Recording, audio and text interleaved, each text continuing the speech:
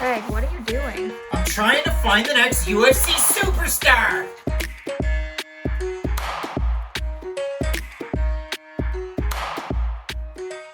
And welcome back to another episode of Fight Night Picks Parry and Counter, the series that you guys control. You ask us the questions down below in the comments section. We do our best to answer them.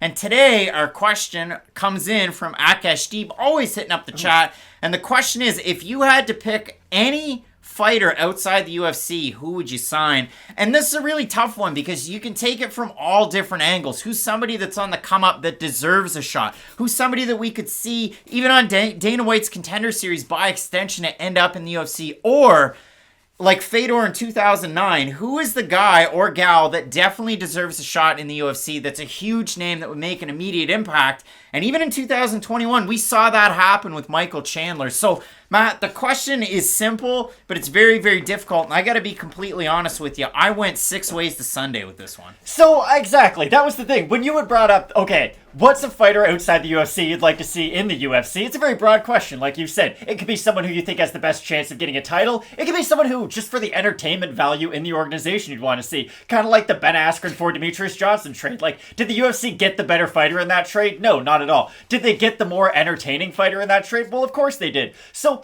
I guess I tried to sit on the fence and get the approval from both sides. So this is the pick I went with. He's not really a prospect. He is a 135er who trains at Rufus Sport. That might give it away. Oh wait, no, it's not Sergio Pettis. It's actually Raufeon Stotts. I would love to see this man in the UFC for no other reason than I think he would be more entertaining than 99% of the people already in the organization. Because this is a big point that got brought up when we were trying to figure out who's our fighter of the year. Oh, it's fighters who had a great year. Fighters who showed the personality a little bit more. Tai Tuivasa was kind of unique last year because you know what he was able to do? He had great performances, but he also set himself apart from just being your average heavyweight or your average UFC fighter. There's sort of a fun aspect to Tai Tuivasa when he fights, and I think Stotts embodies a very similar aspect of the fight game. Would he become the champion at 135 in the UFC?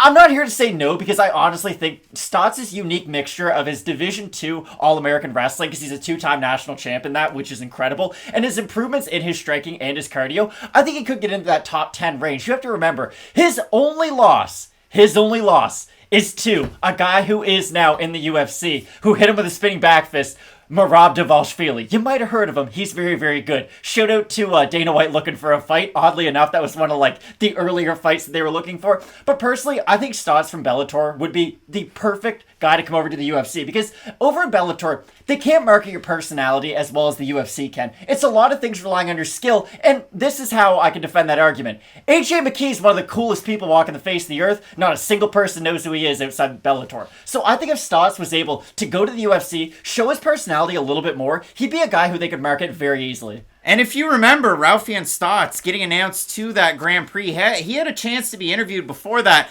And it was one of the most entertaining interviews I've ever seen. Shirt unbuttoned. Hey, they had the taco meat, you know what I'm saying? I got a little taco meat, you know what I'm saying, for anybody that want to see it. Laying back, he was having a good time. So I took this, again, 6 ways to Sunday. And the way that I like to find prospects is I do the Tapology regional search. And I really get down and dirty. So I figured, okay, where are some hot spots for MMA that don't get enough shine? I thought, okay, what about the UK and Ireland? So I did a search. I looked through all of the different divisions. Not known for MMA at all. And then I went to lightweight. And of course, if you're a fan of Irish MMA and lightweight, you know, I don't know, maybe Conor McGregor, I guess. But what if you look at it from a UK perspective and you consider Sam Patterson? He's 8-1-1. So then I do my search on Twitter and I figure out, oh, John Gooden's doing his own little series on Sam Patterson. I probably shouldn't step on his toes. Expect that episode to come out in the near future. I reached out to John Gooden on that one. So I have it on good authority that he's going to come out with the episode soon. So I don't want to step on his toes. So then I started thinking about it, okay,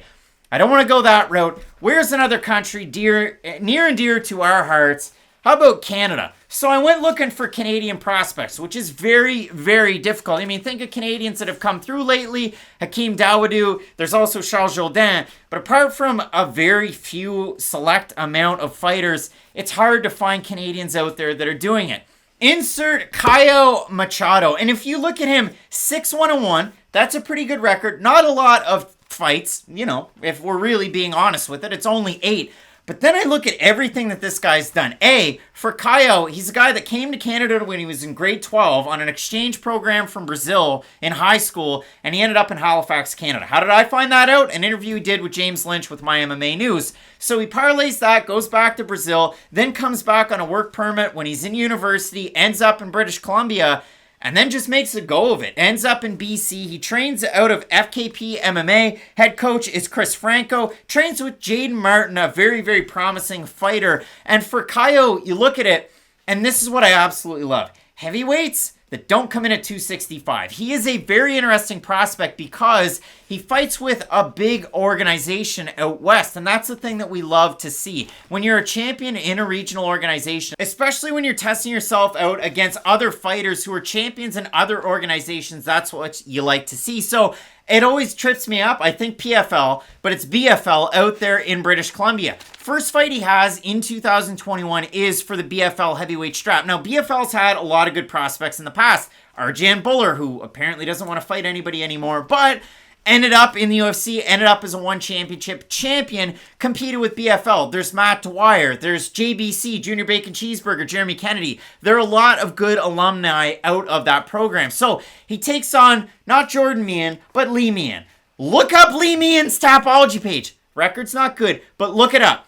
He has an insane nickname now, and I'll post it up there on the screen. But yeah, 11-15 as of right now, not that great. But he's fought guys like Dan Severn and so on and so forth in the past. He's also jacked to the gills, and he always scared me when he was in Jordan Meehan's corner. So he fights Lee Meehan at the start of the year and beats him in the first round. That's pretty good. You like to see it. Great tie clinch, great knees in the clinch. So then he goes out there and has another fight against Chris Larson. Wins that fight in the first round. They slug it out. He knocks him out.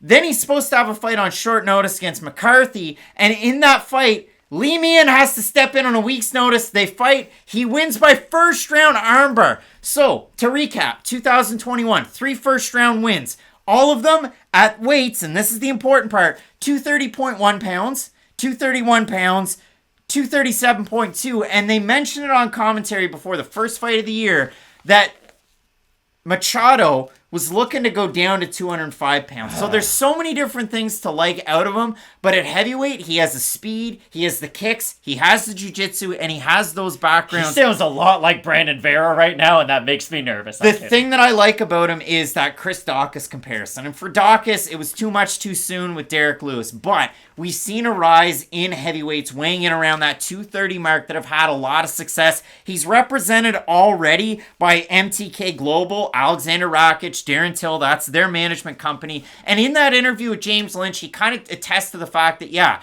when there were conversations with the UFC, the thing that kept coming up was, I need a little bit more experience. I got to get a win over somebody, UFC, Bellator alum. And the one thing that's tricky for him is the contract that he's in right now with BFL is an exclusive deal. Now, he could go back to Brazil and take some fights, but he can't fight with the LFAs of the world, has to get permission from the organization. The only places that he can sign a deal with are the UFC, Bellator, and one championship. Matt, I expect for Caio Machado to end up at least in Dana White's Contender Series this year, and if he wins, end up in the UFC. If he doesn't end up with a short notice call in the UFC already, because I think he's one of those talents that not a lot of people are focusing on enough. Canada needs MMA representation. You get the Brazilian and Canadian flag there, like Lupita Godinez with the Mexican and Canadian flags out there, and we are getting excited about more West Coast talent in Canada. I think it's a great choice. I just don't know why more heavyweights don't think to be a little bit lighter. Because here's the thing. The 3 greatest heavyweights of all time, and you can't argue this with me, are Fedor Emelianenko, Cain Velasquez, Stipe Miocic. What do those 3 guys all have in common?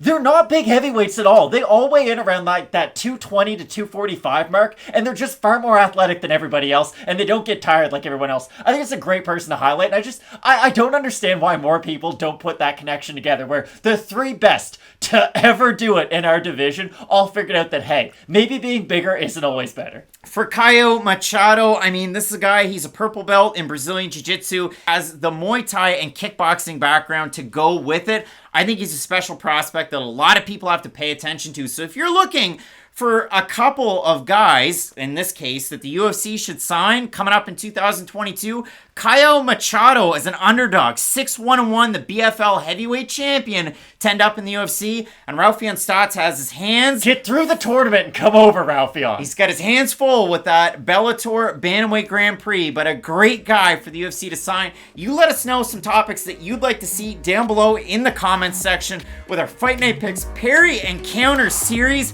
I'm really looking forward to it. I think it's going to be a great add to 2022. And as we always say with Fight Night Picks, let's get into it.